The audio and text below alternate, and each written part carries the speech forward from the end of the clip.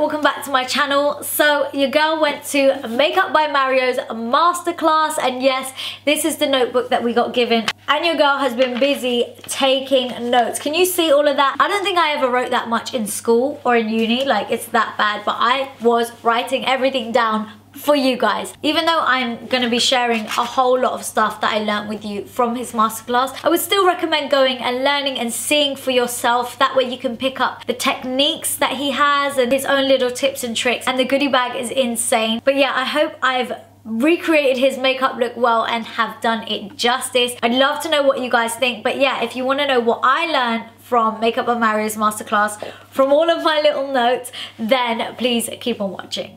Okay guys, first up is brows, and he used a Anastasia Beverly Hills Brow Wiz. I'm not surprised because it is an amazing product. He basically brushed the brows up. I feel like brows are a really personal thing, so it's hard to say like how it should be for every single person. But yeah, with a pencil, instead of drawing your brows on, he basically kind of just feathers it back and forth and makes it really soft. And he wants the brows to look really natural and fluffy. So I'm gonna try and do that because it goes against everything that I normally do. So I guess this is my first round of practicing how he does the brows. And then in between kind of just like brushing through just to pick up any excess product. Okay, so then I'm going to take my NARS Ginger Soft Matte Concealer to conceal my brows, and he literally just goes around them as normal just to clean up. He did actually take an RCMA concealer or cream foundation or something like that. Thing is, like, he even said it's not really about the products because he changes his product all the time. Yeah, you could get the same products as him, but if the technique is not there, then really there's no point. He even brushes a little bit of that concealer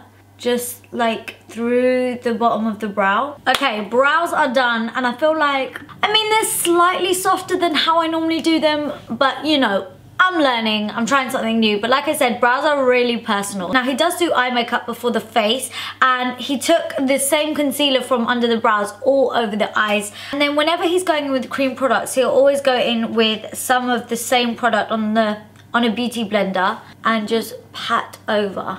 And I'm just going to use my Hourglass translucent powder and really lightly dust over this. He actually uses the RCMA translucent powder, but I'm personally not a huge fan of that. And then moving on to the eyes, he actually likes to use foundation sticks. So I'm going to take Truffle by Fenty, and he likes to use cream because he feels like they mimic the skin. But I just want to warm it up on the back of my hand first. And then he says he just likes to take this over the eyelid, and this gives him an idea of how heavy he can go with, oh shit.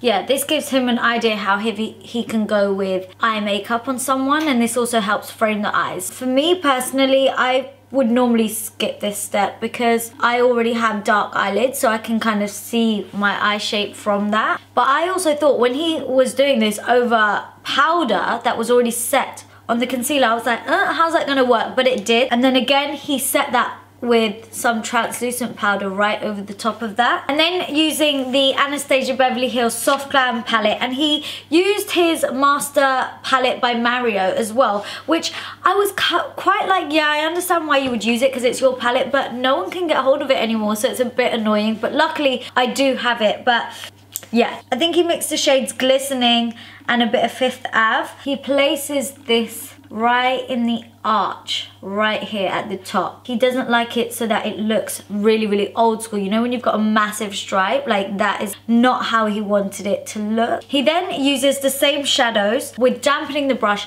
and he'll apply that on the inner corners, and it just makes it so much brighter and more pigmented. So then guys, I'm gonna go into the shade Sienna right here. And this is actually one of my favorite shades ever. He buffed this on the outer corner of the eye. And then he took the shade Lula, which is this one from his Master palette. Basically, any cool tone brown. And he blended this into the inner crease of the eye, which is, again, something I never ever do. So I'm going to take this color. This is the Vise Art Warm Matte palette. You're basically just tapping and softly blending this color over the whole lid. Now you don't actually have to use this palette if you don't have it. It is a bit of a pricey one. You can go ahead and use any nice warm brown. So next he used a brown pencil liner. I think it was the Charlotte Tilbury one he used. I've got the Kat Von D cake pencil, and he basically just tight lined with this, and then he used the same liner to get really, really close right into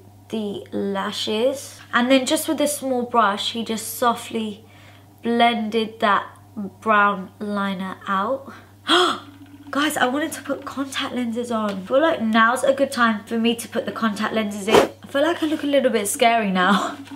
This was kind of the eye color of the model. This eye makeup is gonna go with literally every single eye color, so yeah, it doesn't matter. And then he went in with a black pencil liner. I've got the Cake pencil by Kat Von D again. This is called Trooper Black. And then he did the same thing, which is just wiggle the black pencil right close to that lash line. And then also just blend that up and out into the shadow so that it looks soft. Okay, once the liner is on, I'm gonna just use a wipe to clean up, which is what he did. I forgot to mention what lenses I'm wearing. I'm wearing the Desio lenses in the shade Tender Hazel. Then he goes in with primer before moisturizer, so that's what I'm gonna do. He used the Tatcha Silk Canvas Primer, but I don't have that, so I'm gonna use my Milk Hydra Grip Primer because I love this so much. Now, just bear in mind, guys, like not everything he says and does is Bible. Like, you have to take everything kind of with a pinch of salt and apply it to you in a way that's gonna work for you. So I'm trying it right now to see like if primer first before moisturizer is gonna be a good option. If it doesn't work, like, I won't be mad, I won't be sad, I'll go back to doing it the other way around. And then for moisturizer, he used this Tatcha the Dewy Skin Cream. So I do have this because he actually gave this in the goodie bag, and I don't want to take too much of this because I actually have an oily T-zone. This is so nice, this moisturizer. So then he went in with some corrector. He used like a Ben Nye pigment wheel, but I have an orange corrector by NYX. Any cream kind of corrector like this is just gonna do the trick. He literally just patted the corrector onto any areas that needed correcting, so any gray areas, and as you can see, you know, your girl's got quite a few of those gray areas, and just over like any of this gray scarring that I've got all over my nose, which just isn't cute. And then he just patted that in and like kind of blended and warmed it up into the skin with his fingers to kind of just soften it up a little bit. It's also just gonna pick up any of the excess products, and now it's not sitting as heavy on my skin. And then again, he lightly dusted some translucent powder over those corrected areas. It will really help stop the corrector getting mixed in with your concealer later on. So then he actually uses a cream concealer. He uses like Kryolan or RCMA, the ones that come in like the big makeup artistry palettes. I'm just gonna use the NARS one again. He does this before he applies foundation. He pats this on under the eyes, and I guess patting is what is gonna work, especially since we've just put the corrector underneath. So yeah, dragging just doesn't make any sense. He said he doesn't actually like using liquid concealers, which is why he uses a cream, which is I found really interesting because you would think, you know, that there's so many liquid concealers out there that is what he would use. He took this on the head right here. He also took this down the nose, and then he also took it underneath the lip line to lift them up. And then just coating the tip of the beauty blender in a little bit of that concealer, just blend over the edges. He kind of did like this rolling and like needling motion. Just wants to soften the edges a little bit. And then just blending everything else out with that soft kind of patting and needling motion. And then just with a damp sponge, I'm just gonna pat this on right underneath. I'm just taking a translucent powder. You're literally only taking this powder just under the eyes where the creasing would be, but nowhere else. Then he took an RCMA cream foundation, but I don't have that. So the only cream foundation I actually have is this Cover FX one that comes like this, and this is in the shade G60. So this is what I'm gonna use. So he just stippled this in. I love stippling because I feel like that is where you get the most coverage, and your girl needs the coverage right now with my skin looking like this. But yeah, he said on the nose use less foundation because it makes the makeup look more natural, but I'll see about that because that is where I have a lot of scarring right now. And then just using the Damp Beauty Blender sponge with a bit of the cream foundation on it. This is when he said you can beat your face, and beat my face is exactly what I like to do. You guys always tell me I'm really, really harsh on my own face, but it's my face. It's all good. Okay, so then he cream contoured. He actually only likes powder contouring, but for the sake of the masterclass, he showed us how to do both, and I love doing both. So he took the cream contour into the hairline. I'm using my Fenty one again. And then for the cheeks, he smiled to get into the cheekbones. He took the cream contour more so from the top of the nose. Oh god, I did it way too wide. And then he did actually blend it out with a brush, and he really pushed the product into the hairline.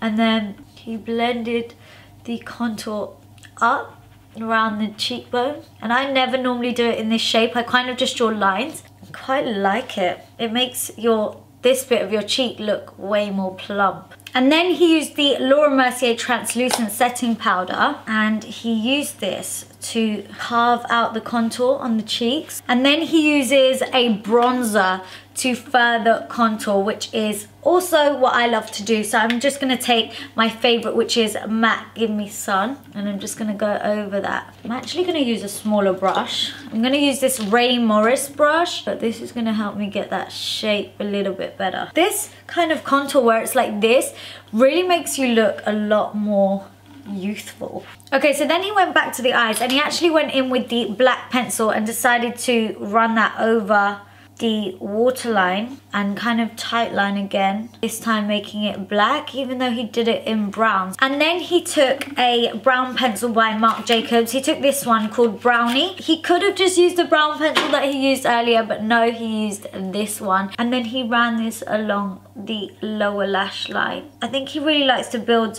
up with creams first. And don't worry about this bit being messy because we are gonna just smudge and blend this out. And I guess if you're like, you really want your makeup to last, it's really, really good to build up with a cream and then a powder. And then going back into his master palette, he took this shade here called Violetta, and he just ran that over the brown liner. And then time for some mascara. He went in with L'Oreal Voluminous Mascara, like a really old school one, but I have the Paradise Mascara by L'Oreal, so that's what I'm going to use. And I'm just going to apply a couple of coats of this onto my top lashes and a coat also onto my bottom lashes. And then he took some falsies. He took the Lily Lashes in the style Goddess, but I'm going to take the Lily Lashes, the Wedding Lash. So let me just quickly pop these on and I'll be back. Okay, lashes are on, and how gorgeous are these? I feel like I look like a zombie right now because I've got a foundation on my lips and it's not doing me any favors whatsoever. But yeah, he then took some blusher and he used a peachy blush.